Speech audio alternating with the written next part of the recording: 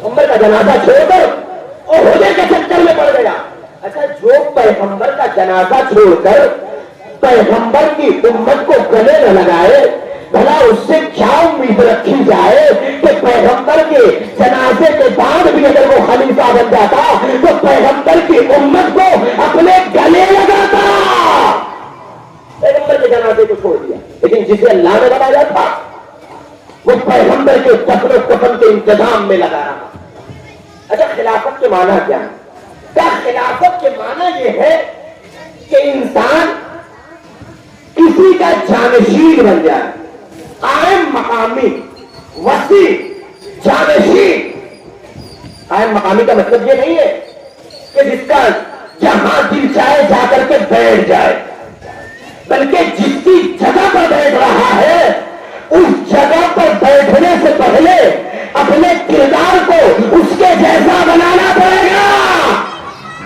یعنی اپنی سیرت کو پیغمبر کی سیرت کے جیسا بنانا پڑے گا, اپنے کردار کو پیغمبر کے کردار کے جیسا بنانا پڑے گا, اپنے حرکات و سکنات کو پیغمبر کے حرکات و سکنات کے جیسا بنانا پڑے گا, اپنی گفتگو کو پیغمبر کی گفتگو کے جیسا بنانا پڑے گا, اپنی حرکت کو پیغمبر کی حرکت کے جیسا بنانا پڑے گا.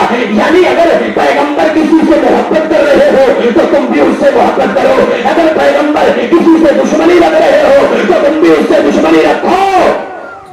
یعنی ضروری ہے کہ جس کی جگہ پر جو جا رہا ہے اس کے جیسا اپنے آپ کو بنائے. یعنی آپ نے دنیا میں عاشور گزر گیا, یقین تھا کہ عاشور کے بعد ابھی تک ہم نے جس طریقے سے حسین پر رونا تھا کما حق اس طریقے سے گریا نہیں کیا. اربعین آئے گا, اربعین پر آنسو بہا لیں گے. اربعین بھی گزر گیا, 28 کو ہم حسین پر خوب آنسو بہائیں گے, خوب روئیں گے. 28 بھی گزر گئی. ایام ایسا کہ جب آخری ایام آئیں گے اس وقت ہم آنسو بہا لیں گے. سو گیا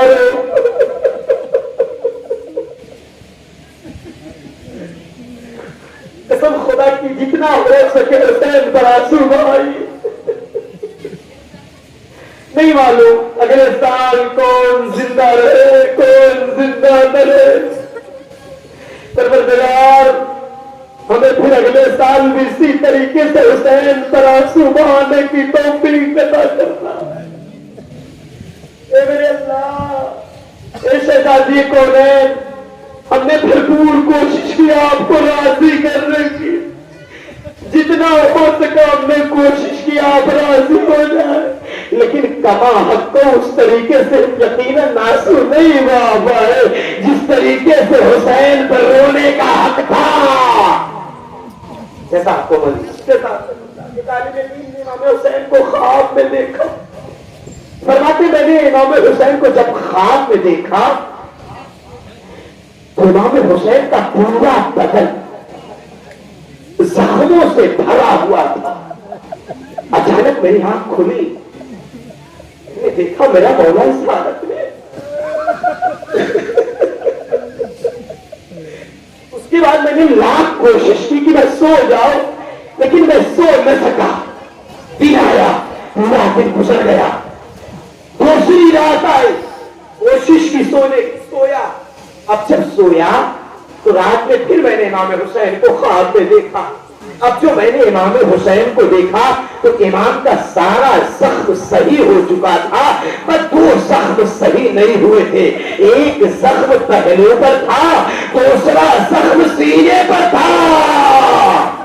برجستہ میں نے مولا سے سوال کر لیا, مولا یہ آپ کے سارے زخم کیسے صحیح ہو گئے؟ مولا فرماتے ہیں آنسوؤں کی عظمت کو دیکھیے, آنسوؤں کے مقام کو دیکھیے, آنسوؤں کی قیمت کو دیکھیے. مولا فرماتے ہیں اے میرے عالم دین, کل شب میرے چاہنے والوں نے فلاں جگہ پر میری مجلس برپا کی تھی, میری ماں ان مجلس میں گئی تھی اور جانے کے بعد ہر عزادار کے پاس جاتی تھی. اے میرے حسین کا آنسو بہانے والوں, لاؤ ان آنسوؤں کو میرے حوالے کر دو. اے میرے وفاداروں, لاؤ ان آنسوؤں کو میرے حوالے کر دو. شہزادی یہ آنسو کو لے کر کے آئی, میرے زخموں پر لگانا شروع کر. میرے زخموں پر یہ آنسو مرہم کا کام کر.